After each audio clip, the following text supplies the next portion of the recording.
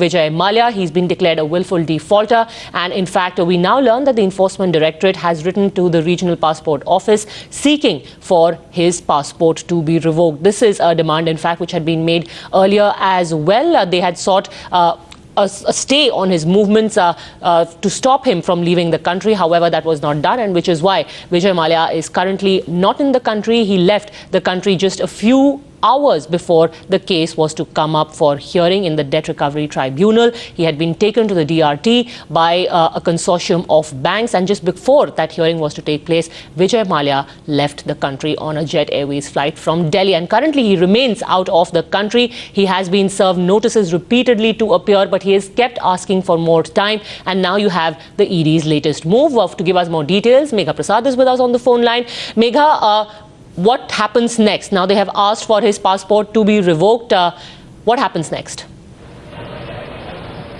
So the Enforcement Directorate, Padmaja, they have written to the Regional Passport Officer here in Mumbai, asking him to start the process, or to initiate the process for the revocation of the passport.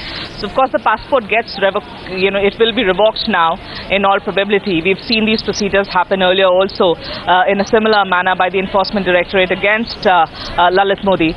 So the passport would be revoked, and it would then, of course, his whatever passport document that he is carrying, that becomes null and void, and that cannot be used anymore. Once the passport is revoked by the Indian authorities, it will be very difficult for him to travel anymore.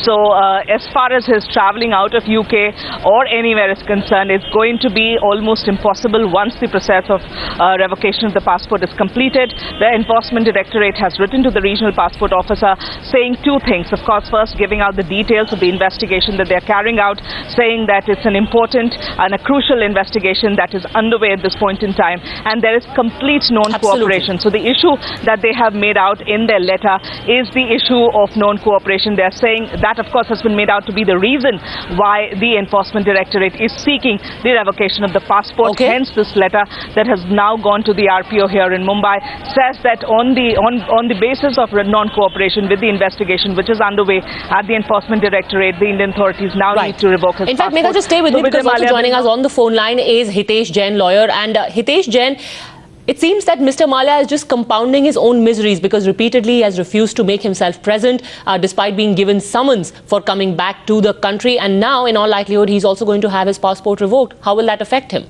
Well, I think it is going to affect him very badly, because he was summoned thrice in connection with the money laundering probe, and he was giving one excuse after another excuse. And the ED officials had also warned him that an appropriate action will be taken to take the probe forward in the case. So he has invited this action on himself. The government is, following the procedure which is required. Like, they have given him sufficient opportunity. He cannot also allege that the government has been high-handed after giving him ample opportunity, when he is refusing to cooperate with the probe and the investigation and refusing to appear despite being summoned thrice. I think he has invited such a harsh action on him, and I think he will have to face. In fact, rather than being harsh, the government has been quite the opposite, because had this revocation of his passport happened earlier, maybe Mr. Mallya, in fact, definitely Mr. Mallya would not have been allowed to leave the Indian shores, which he did, and now refuses to come back. Well, that is a debatable, because, straight away without summoning, if you revoke, then it also sends a large message that, to the business community, that here is a government who's taking a decision that you default, and they are going to take such harsh action. But after following the procedure, after summoning him thrice, now he cannot. Now the government is completely on the wrong side, and I am sure that he will have to bear the consequences of this revocation of passport, because it's not going to be easy in this case. All right, Hitesh, thanks very much for speaking to us. We've also got a Vijay Damania, former executive director of Kingfisher Airlines, with us on the phone line now. Is this a case, Mr. Damania, of trying to latch the stable door once the horse has already bolted? So we have the ED asking for Vijay Mallya's passport to be revoked, but he's already left India.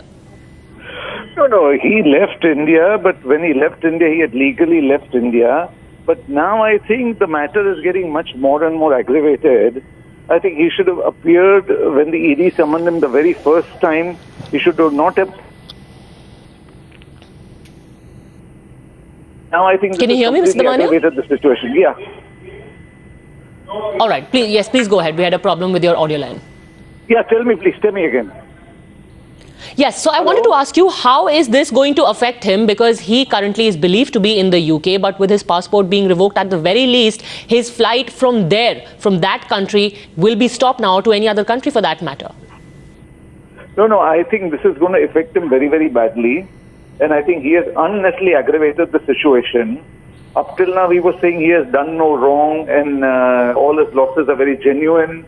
So if that was true, he should have appeared in front of the ED on very day one, explained this case, put this case across, and explain the situation. Now, by not appearing, I think it's going to be all downwards from now. And I think absolutely, because after this particular move, Mr. Damania, it's almost like Vijay Mallya will be like a fugitive. Of course, if his passport is revoked, he can't fly out of London. Then what is the sense of having all these assets and all these things when you're just trapped in one country? But now, now the government is going to go very strong on all these kind of issues. People will not be able to get away. The Supreme Court has also passed a very strong directive, if you read in today's Times of India front page, that big defaulters cannot get away and people after small people. So I think his advisors are not advising him in a very right manner. All right, Mr. Damania, also, what can the government and all the various agencies who are probing Vijay Mallya do next? Because this is one step in ensuring that his movement is limited. What else can they do to ensure that Vijay Mallya comes back, presents himself before the law?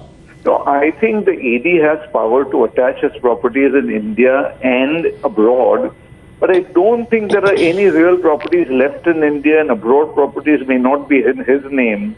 So taking directions or steps in that direction, I don't know how it will work. And now with this current situation, what he had offered to pay, that 4,000 crores, I don't know whether he'll still be in a mood to pay or whether he'll still take initiative to clear that account, because the banks have refused that 4,000 crore offer.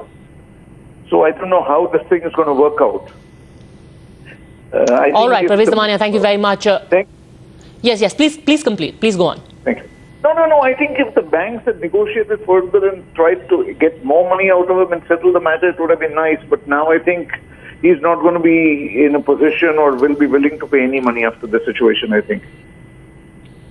All right, Mr. Damania, thank you very much for speaking 2 times now. Find us on Facebook at facebook.com/ETNow and don't forget to click the like button. You can also follow us on Twitter at ETNowLive. To stay updated with all our programming, hit the subscribe button on our YouTube channel by logging on to youtube.com/user/ETNow.